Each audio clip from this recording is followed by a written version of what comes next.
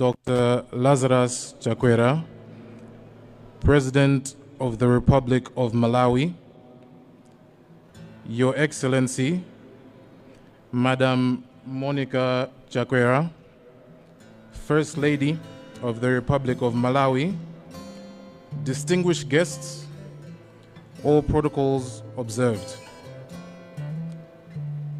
Right Honorable Dr. Saulos Chilima, the Vice President of the Republic of Malawi, or as I knew him, Dad. My dad was a great role model, a great leader, and a great family man. The time spent with him was very rewarding because you could always learn something. This week, I have heard many stories about people's experiences with my dad, and every single one of them has shared a story about something they took from him, either just by watching what he did, or whether it was something he told them that changed the way they lived their life. He definitely touched a lot of people's hearts. All these things that he has done for other people, I never really knew because his charitable works were always silent. Since my childhood, my dad has been someone I admired, not because of all the achievements throughout his life, but because of the amount of work he would put in behind the scenes. My dad had a daily routine which in my eyes was very difficult to maintain. Every morning, he was up at 4 a.m. where he would go pray at his personal altar in the house where the candles would never stop burning. After prayers, he would go and open all curtains, doors, and windows before proceeding to church for the 6 a.m. Mass, which he never missed. When he got back from church, he would go to the gym and run on the treadmill for about an hour before heading to the office where he would start his day of work. As a child, I didn't realize that my dad had such a high work ethic, but as I got older, I began to understand that his work ethic was one I had never seen before, nor will I ever see anybody match again. He was so passionate about making the things he believed in become reality, and he made sure that by whatever means necessary, he would get the results that he desired. Whether that meant having sleepless nights or making countless sacrifices like fasting for days on end, he made sure he got the job done and done correctly. The person I am today is because of the team that my parents were. They taught me to have good morals, to always be kind, to never be violent, to take care of others, and to be humble. But they also taught me the fun side of life. My dad is the reason I started supporting Manchester United. And even when he stopped supporting them and called them a useless team, I thank him for introducing me to them because they have brought me joy in recent times.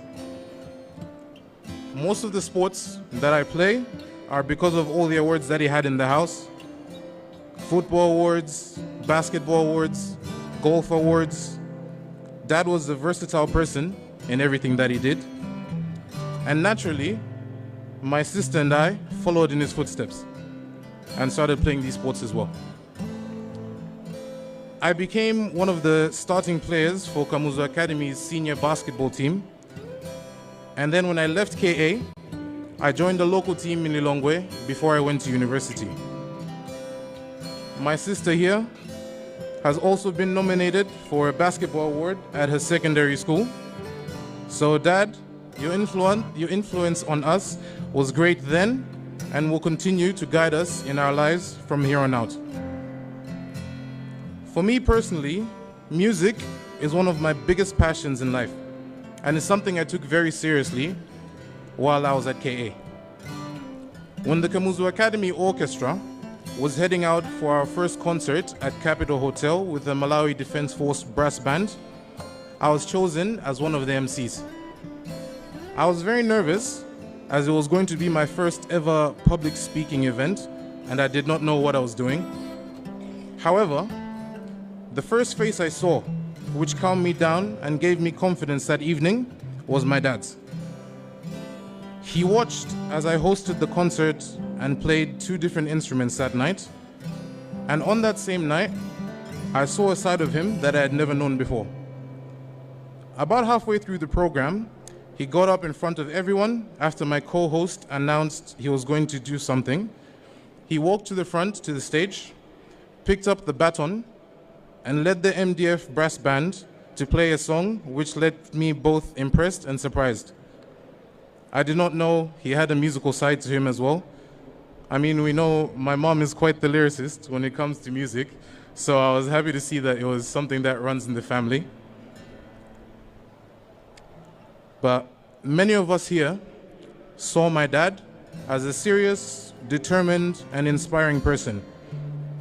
But like many of us here, he also had a fun side. Dad was funny. At family dinners, he would crack jokes all the time and initiate banter between the 4 of us. He would make funny faces and funny noises at random points in our conversations. And he was very competitive whenever we played board games, especially Monopoly and Scrabble. Beating him was never easy, but when it did happen, he always wanted a rematch because he could never go on a loss. Now, if there's one thing that I could say defined my dad, it would be his faith and devotion to God. He always wore a rosary, whether that was around his neck or on his wrist. Always had his 3 books with him, first being the Pieta, a small prayer book he used every day, along with 2 hymn books, which he didn't really need because he knew all the songs off by heart anyway. But I guess they were special to him, so he kept them with him. He would always go to the longest available Mass, which was 9 a.m. on Sundays at St. Patrick's Parish, because he loved prayer more than anyone I knew. And he would help out as often as possible in the church, whether that would be during the Mass, when he was a member at Dongosoro, or overseeing the renovation of St. Patrick's Parish. He was always involved in the church in some way. This week, I found out that wherever he traveled, whether to different cities in Malawi or to different countries, one of the first things he would do is look for a church so he could go and pray the following morning. He loved the church so much, and he would always be the loudest person when saying prayers. He would be the loudest when singing hymns and giving praise. He never hesitated to dance when his favorite hymns were being sung, and that's something that I started doing just because I watched him every Sunday. Every year, he would organize Mass on the 29th of December at Nsipe to pray for his late parents and other late relatives. He continued to pray for them every day and made sure that we as a family had a dedicated day to pray for them and remember them. I'm not sure about everyone here, but I think that's pretty amazing. Now, Dad, Mom can't speak right now, but she asked me to tell you that she is grateful for the gift of you. You have loved each other from an early age, and your love was unshakable.